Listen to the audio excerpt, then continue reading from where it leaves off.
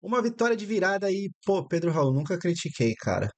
Vamos falar sobre a virada do Corinthians sobre o Red Bull Bragantino. Roda a vinheta.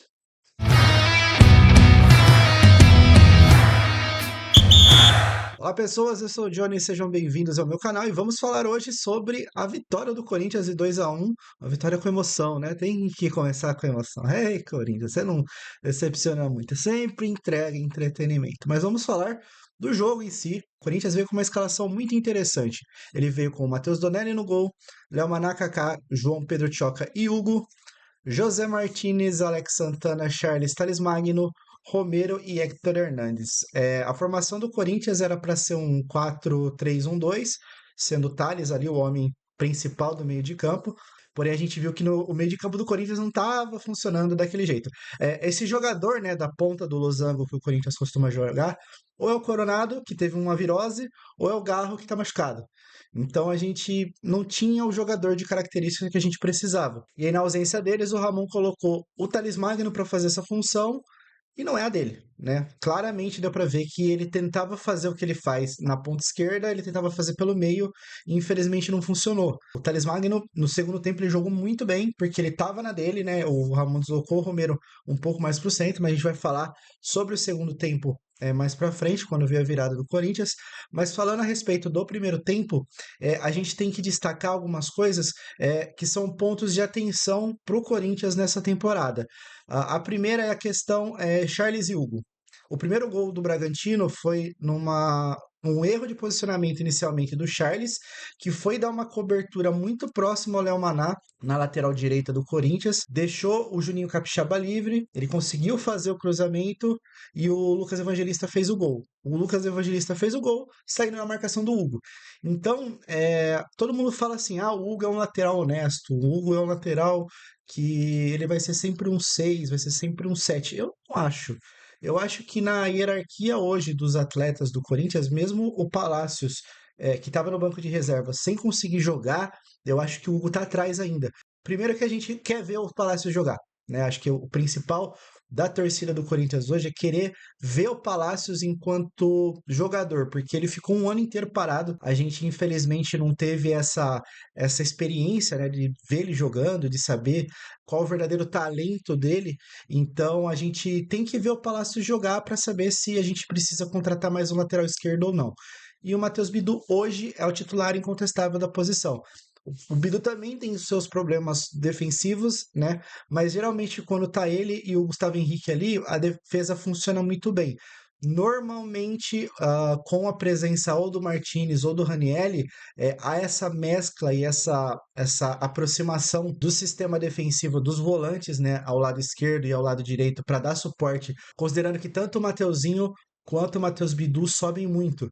Então, o Ranieri consegue fazer esse balanço defensivo e auxiliar as laterais, né? Então, dando aí um respiro maior. Mas ontem a gente viu que o cara que era para fazer essa função era o Charles e o Charles estava perdido. Né? O Charles não fez um bom jogo. Questiona até, né, se o Charles poderia ter jogado ontem. Talvez se o Rian tivesse começado como ele entrou e entrou melhor no segundo tempo, fosse uma opção melhor. O Rian ele já demonstrou por muito mais vezes que ele tem mais qualidade que o Charles em alguns momentos, mas eu entendo a questão principalmente de experiência, né? O Rian é muito novo, o Rian teve vários problemas aí de tomar cartões besta, ser expulso por besteira, e é complicado você contar com um jogador que é tecnicamente bom, mas tem essa questão do temperamento a ser trabalhada. Então, eu entendo a escolha do Charles, porém não concordo. E ela se provou errada quando o Ramon substituiu ele no começo do segundo tempo. Porém, falando ainda a respeito do primeiro tempo, o primeiro tempo do Corinthians, o Corinthians tomou o gol e depois começou a amassar, mas infelizmente não veio o gol, né? Teve ainda um pênalti não marcado, só que a origem do lance havia um impedimento, então o Juninho Capixaba, na verdade, ontem ele foi nosso impostor, né?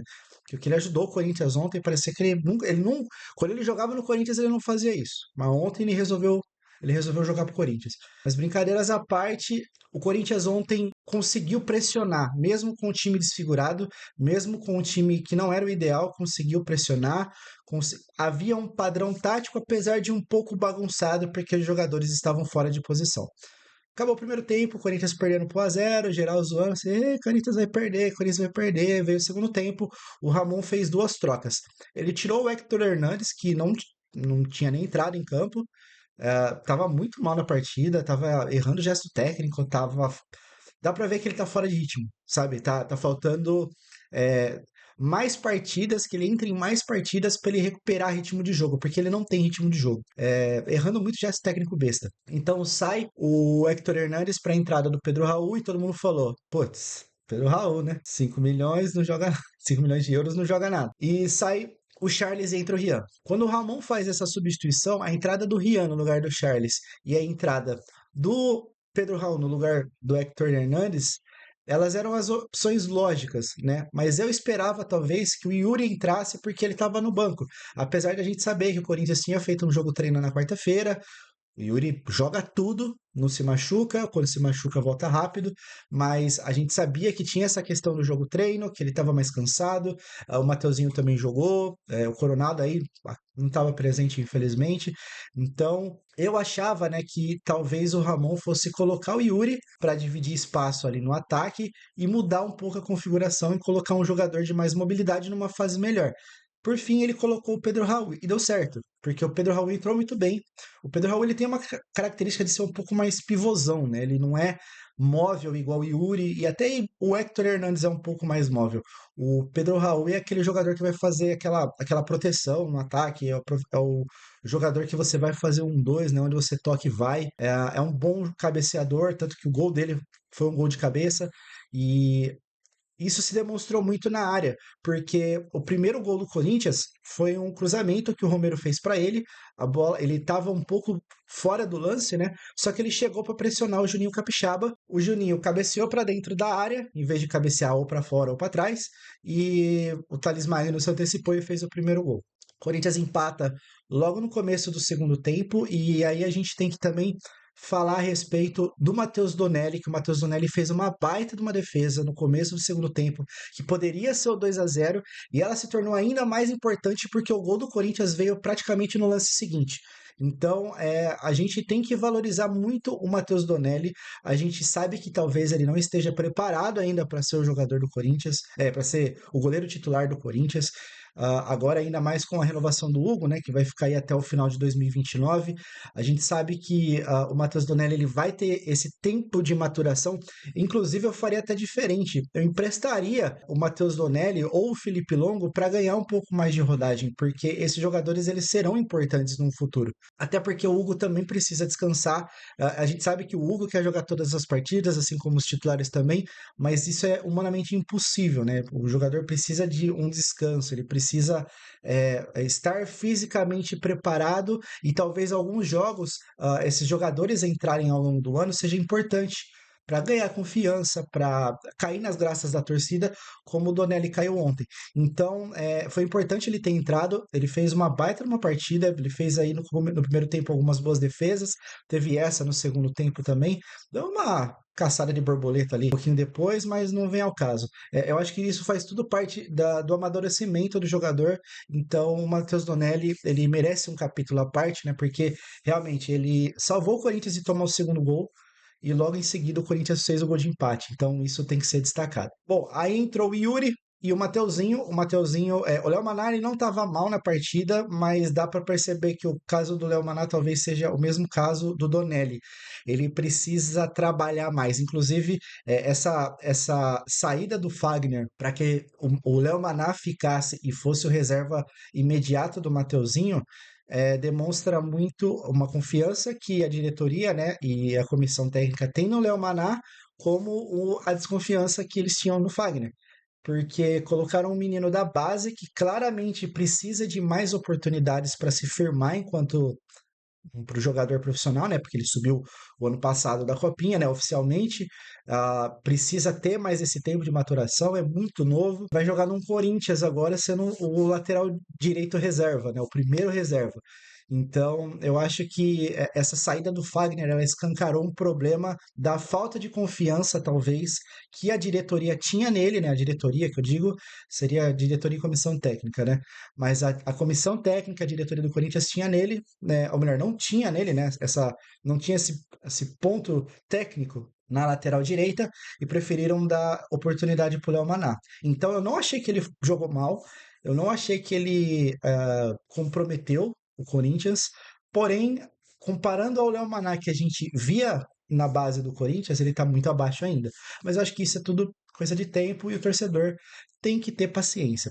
E aí entraram Yuri Alberto e Mateuzinho.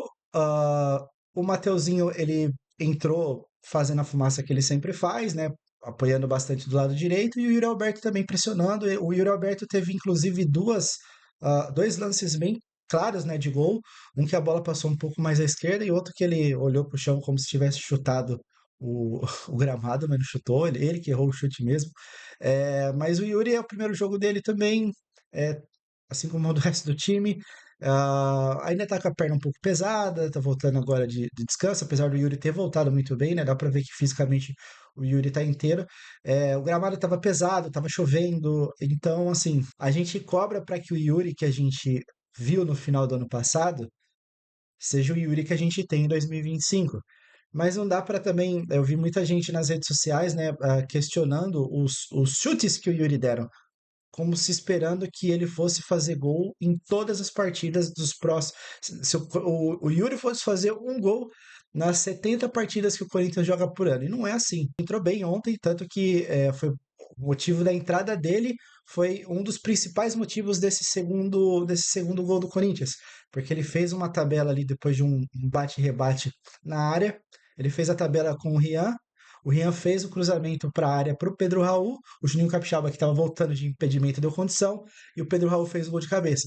Então, o Yuri, a importância do Yuri tática para o Corinthians ela é muito grande, porque ele pressiona, ele aperta, ele corre, ele não dá sossego para a zaga. Ele abre oportunidades para que o time consiga jogar em posições de melhor qualidade. E o principal, ele ataca espaço. Ontem a gente viu o Yuri fazendo isso, ele fez isso num dos lances que ele.